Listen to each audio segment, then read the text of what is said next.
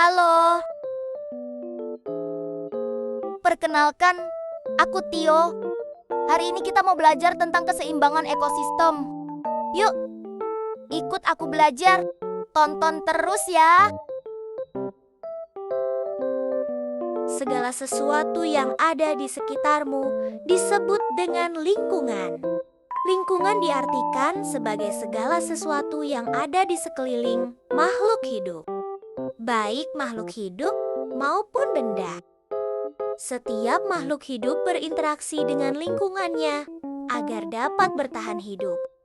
Sebagai contoh, ikan membutuhkan air sebagai tempat hidupnya. Kupu-kupu membutuhkan bunga untuk mendapatkan sumber makanan berupa nektar. Ini membuktikan bahwa makhluk hidup selalu berinteraksi dengan lingkungannya agar dapat bertahan hidup. Makhluk hidup dengan lingkungannya akan saling berinteraksi, sehingga membentuk ekosistem. Ekosistem adalah suatu sistem yang terbentuk oleh hubungan timbal balik antara makhluk hidup dengan lingkungannya. Suatu ekosistem tersusun atas beberapa jenis komponen. Komponen penyusun ekosistem ada 2 komponen. Pertama, komponen biotik. Berdasarkan peranannya, komponen biotik dibedakan menjadi produsen, konsumen, dekomposer, dan detritivor. Kedua, komponen abiotik. Abiotik artinya bukan makhluk hidup atau komponen tak hidup. Komponen abiotik merupakan komponen fisik dan kimia yang membentuk lingkungan abiotik. Misalnya air, suhu, cahaya matahari, kelembapan, udara, dan tanah. Komponen abiotik yang ada di dalam ekosistem sangat memengaruhi kehidupan. Komponen biotik. Komponen abiotik sangat menentukan jenis makhluk hidup yang menghuni suatu ekosistem. Pertama, kita akan membahas tentang komponen biotik. Pertama, yaitu produsen. Produsen merupakan penyedia energi bagi makhluk hidup lainnya. Produsen meliputi semua jenis tumbuhan, fitoplankton di air, alga di air. Contoh produsen dalam komponen biotik adalah tumbuhan hijau, alga, dan fitoplankton yang dapat menghasilkan makanannya sendiri melalui fotosintesis atau kemosintesis. Produsen berperan sebagai sumber energi utama dalam sebuah ekosistem. 1. Tumbuhan hijau. Tumbuhan seperti pohon, rumput, padi, dan bunga teratai menggunakan sinar matahari, air, dan karbon dioksida untuk menghasilkan makanan.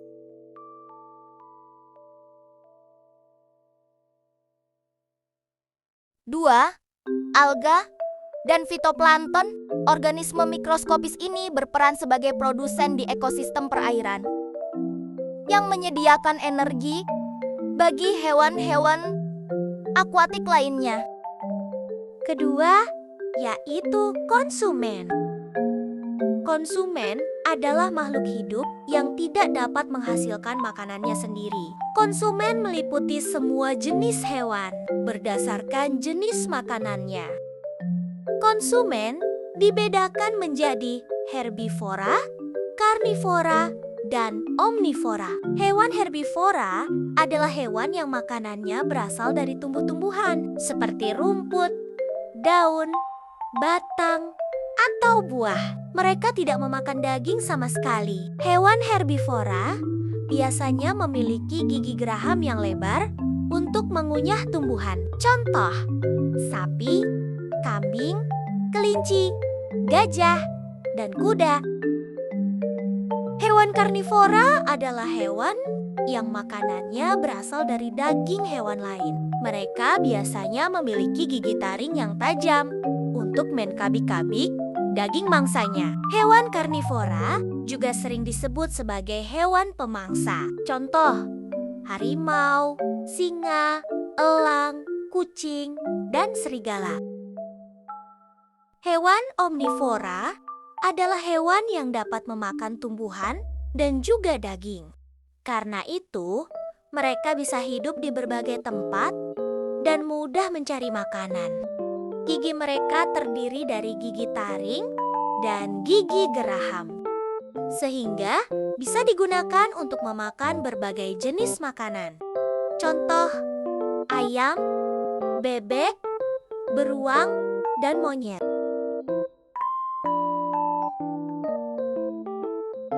Ketiga, yaitu decomposer. Decomposer atau makhluk hidup. Pengurai adalah makhluk yang tugasnya menguraikan sisa-sisa makhluk hidup yang sudah mati, seperti daun kering, bangkai hewan, atau sisa makanan. Mereka menggunakan enzim pencernaan khusus untuk memecah bahan-bahan itu menjadi zat yang lebih sederhana, sehingga bisa kembali menjadi unsur hara yang bermanfaat bagi tanah dan tumbuhan. Dengan kata lain, pengurai membantu membersihkan lingkungan dan mengembalikan zat berguna ke alam, sehingga kehidupan di bumi bisa terus berlangsung dengan seimbang. Contoh, makhluk hidup, pengurai. Jamur sering tumbuh di kayu lapuk atau sisa tumbuhan yang membusuk. Jamur membantu menguraikan sisa tumbuhan menjadi tanah yang subur. Bakteri hidup di tanah dan membantu menguraikan sisa-sisa makhluk hidup, seperti daun atau bangkai hewan, menjadi pupuk alami. Keempat, yaitu detritivor, makhluk hidup pemakan sisa atau disebut juga detritivor, adalah makhluk hidup yang memakan sisa makhluk hidup seperti daun kering, ranting, bangkai hewan, atau sisa makanan yang sudah membusuk. Berbeda dengan pengurai seperti jamur dan bakteri yang menggunakan enzim untuk menguraikan, detritivor benar-benar memakan sisa-sisa tersebut secara langsung sebagai makanannya. Detritivor membantu membersihkan lingkungan dari sampah organik alami dan mempercepat proses pembusukan. Setelah mereka memakan dan mencerna sisa-sisa itu, hasilnya akan diuraikan kembali oleh pengurai seperti jamur dan bakteri menjadi zat hara yang menyuburkan tanah. Dengan demikian, detritivor memiliki peran penting dalam menjaga kesuburan tanah dan keseimbangan ekosistem. Contoh, detritivor bekicot yang memakan daun-daun busuk atau sisa tumbuhan. Cacing tanah yang memakan sisa daun dan membantu menggemburkan tanah. Luwing kelabang kecil yang hidup di tanah lembab dan memakan sisa-sisa makhluk hidup yang sudah mati. Satuan makhluk hidup dalam ekosistem. Di dalam ekosistem, setiap makhluk hidup atau komponen biotik tidak hidup sendirian. Mereka membentuk tingkatan atau satuan kehidupan yang saling berhubungan, yaitu individu, populasi, dan komunitas. Pertama, yaitu individu. Individu adalah makhluk hidup tunggal atau satu makhluk hidup dari suatu jenis. Individu bisa berupa satu hewan, satu tumbuhan, atau satu manusia. Contohnya adalah seekor ikan badut yang hidup di laut. Ikan itu disebut individu karena hanya satu ekor dan mewakili jenisnya sendiri. Kedua, yaitu populasi. Populasi adalah sekumpulan individu sejenis yang hidup di tempat yang sama pada waktu tertentu. Semua individu tersebut berasal dari jenis yang sama dan biasanya hidup bersama untuk mencari makan, berlindung, atau berkembang biak. Contohnya adalah sekumpulan ikan badut yang hidup di antara anemon di dasar laut. Ketiga, yaitu komunitas. Komunitas adalah kumpulan dari berbagai populasi yang hidup di suatu tempat dan waktu yang sama serta saling berinteraksi. Artinya, di dalam komunitas ada banyak jenis makhluk hidup yang berbeda tetapi saling bergantung satu sama lain. Contohnya, ikan badut ikan butterfly fish, dan anemon laut yang hidup bersama di ekosistem terumbu karang. Mereka saling berhubungan untuk mempertahankan kehidupan. Kedua, kita lanjut belajar komponen abiotik. Abiotik artinya bukan makhluk hidup atau komponen tak hidup. Komponen abiotik merupakan komponen fisik dan kimia yang membentuk lingkungan abiotik. Misalnya, air, suhu, cahaya matahari, kelembapan, udara, dan tanah. Komponen abiotik yang ada di dalam ekosistem sangat memengaruhi kehidupan. Komponen biotik, komponen abiotik sangat menentukan jenis makhluk hidup yang menghuni suatu ekosistem. Contoh abiotik 1, yaitu air. Semua makhluk hidup membutuhkan air. Air digunakan sebagai pelarut zat-zat yang dibutuhkan makhluk hidup. Air juga digunakan sebagai habitat beberapa jenis hewan dan tumbuhan. Selain itu, air juga dapat digunakan untuk memenuhi kebutuhan sehari-hari seperti minum, memasak, dan mencuci baju. 2, yaitu tanah. Tanah berperan sebagai tempat hidup tumbuhan. Selain itu, tanah juga digunakan sebagai habitat beberapa jenis hewan. Tanah menyediakan zat-zat hara yang sangat diperlukan oleh tumbuhan. Tanah yang kaya zat hara akan menyebabkan tumbuhan dapat tumbuh subur. Sebaliknya, tanah yang miskin, zat hara dapat menyebabkan pertumbuhan tumbuhan terganggu. 3, yaitu suhu. Kehidupan makhluk hidup sangat dipengaruhi oleh suhu lingkungan. Sebagai contoh, ada beberapa jenis tumbuhan yang hanya bisa bertahan hidup pada suhu tertentu. Tumbuhan yang biasa hidup di daerah panas bersuhu tinggi akan mati atau terhambat pertumbuhannya apabila ditanam di daerah dingin bersuhu rendah. Demikian pula sebaliknya.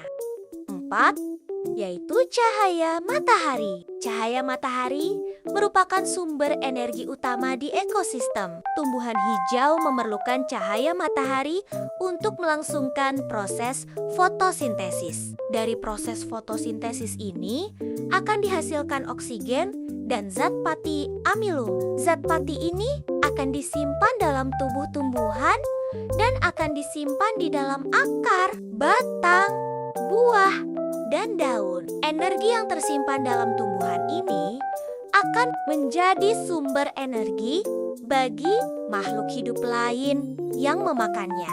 5, yaitu udara. Di udara terdapat beberapa macam gas, antara lain oksigen dan karbon dioksida. Oksigen diperlukan oleh makhluk hidup untuk bernapas. Sementara itu, karbon dioksida dibutuhkan tumbuhan sebagai bahan baku untuk melangsungkan fotosintesis. 6, yaitu kelembapan. Tanah dan udara yang lembab dapat mendukung pertumbuhan tumbuhan. Bagi hewan tertentu, kelembapan sangat berpengaruh terhadap kehidupannya. Sebagai contoh, cacing tanah membutuhkan tanah yang lembab sebagai habitatnya.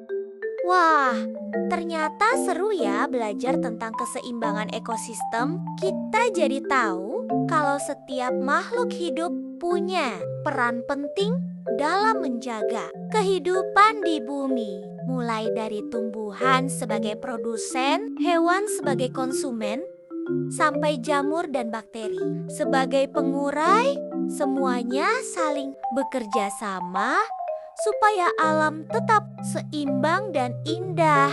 Jadi, yuk kita sama-sama menjaga lingkungan kita. Caranya bisa dimulai dari hal-hal kecil, seperti tidak membuang sampah sembarangan, merawat tanaman, dan menyayangi hewan di sekitar kita. Terima kasih sudah menonton video ini. Jangan lupa like, komen, dan subscribe supaya kamu tidak ketinggalan video pembelajaran seru berikutnya. Sampai jumpa di video selanjutnya, teman-teman.